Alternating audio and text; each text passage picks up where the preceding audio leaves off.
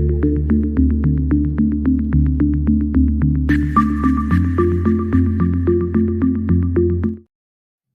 afternoon and welcome to BizTech's Asian Midday Market Watch. Kelvin Wong, founder of the Lighthouse Chronicle, is our guest today. Kelvin, good afternoon. Hey, hi. Good afternoon, Brian.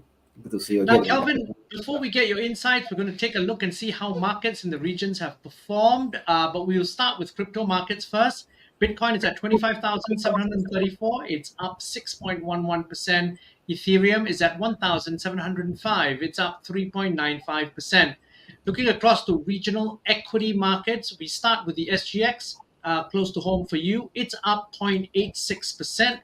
Bursa Malaysia is up even more sharply. It's 1.47%. Shanghai is up 1.64%. The ASX All Ordinaries is up 0.47%. The Nikkei is up 1.21%. The Hang Seng is up 1.92%. Rounding up the numbers in the sea of green is the Kospi, which is up 0.72%.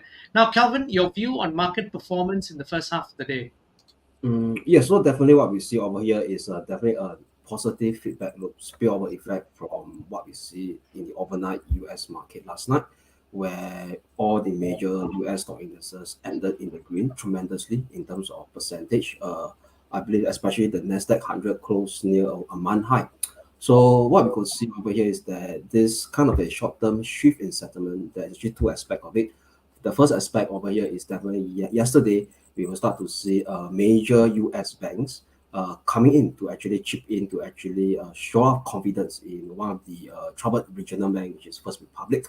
So we start to see the likes of JP Morgan, Bank of America, Citibank, and the others, quite a couple of things to hold this to actually chip in to close to about, I think, 30 billion or something like that. 30 billion, that's right. That's 30 billion. 11 banks put in to pledge towards First Republic's deposits. Correct. So, and before I talk about this aspect, this is one aspect of it to create the positive feedback loop. Another aspect of it is that today itself is quarterly triple witching. That means we start to see a major US option expiry that's happening today later in US time, where the equities option, the index option, and as well as the equity futures expired simultaneously at the same time. And the notional value is actually 2.7 or 2.9 trillion, 2.9 trillion. And based on analytical, we call it data that I have over here, estimate, most of the option dealers are actually holding on to a kind of a short put position. That means they need to hedge their exposure in terms of delta hedging and gamma hedging. That means, i.e., they need to actually go into the cash market and long the cash position. So that could actually explain yesterday's sharp positive move as well in the US stock indices. So that these two we call it elements that are actually playing into the market right now, and it may not be a long-term we call it a long-term positive scenario. Once the option expire next week, the next thing we got to come into effect is the Fed FOMC meeting. Okay.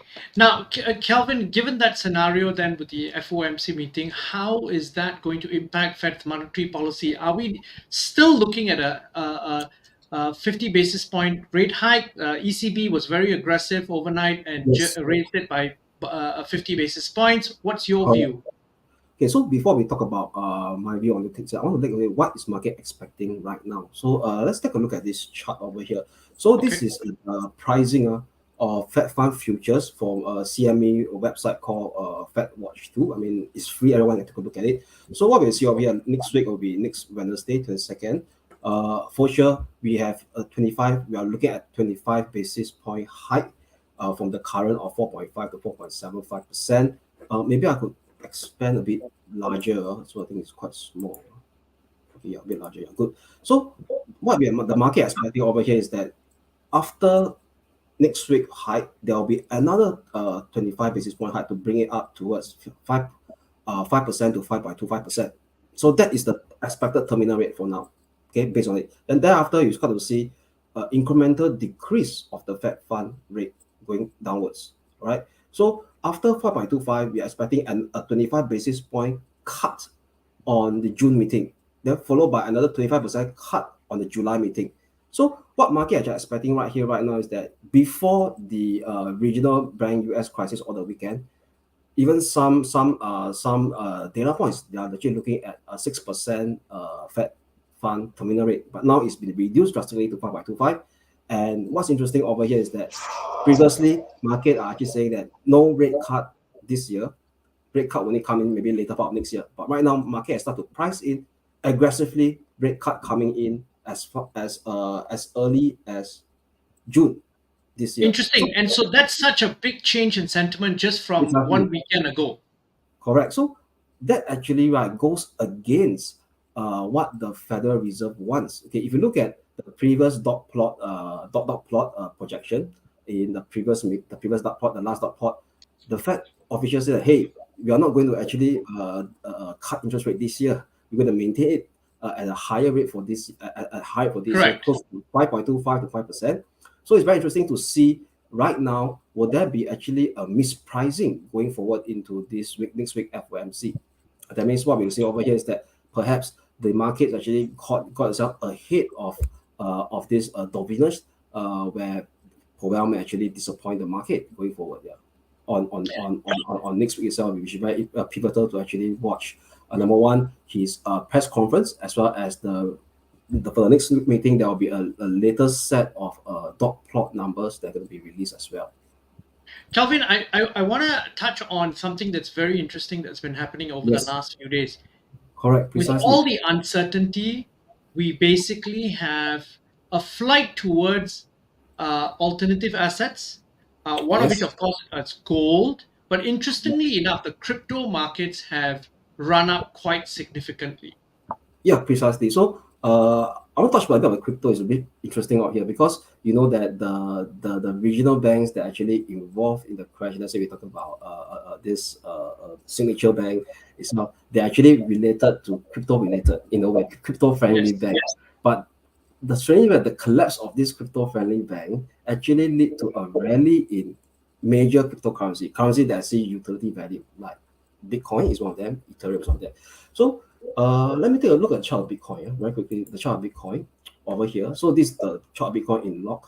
So what we could see over here is that because you know Bitcoin trade is a 24/7 market. So the crisis happened on Friday itself, and on Saturday and Sunday, actually Bitcoin started to rally really ahead of the ballot that's being announced. So actually, on last Saturday, means the last weekend, there's a lot of rumors going on. Hey, is the U.S. banking system stable? So it seems to me that Bitcoin right now, right, is Bitcoin now truly going to live up to name as a hedge to the decentralized finance system?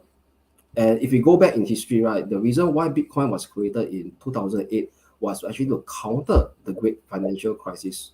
That means, Yes. i.e., saying that we need to have a blockchain kind of ledger system away from the centralized financial system to prevent any, what I call, or to reduce any further systematic risk in the future. So, uh, is Bitcoin living up to the names again? I mean, for me, it's definitely still too early to tell. But what the price action is telling us right now, it seems to be that it's kind of we call it emerging itself as a hedge with this ongoing current, we call it U.S.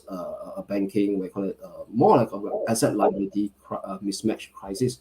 So for sure, definitely we start to see a very strong push of more than 10% from a key support level, which is the 200-day moving average, which is close to this pivotal support at 19,010/18,150.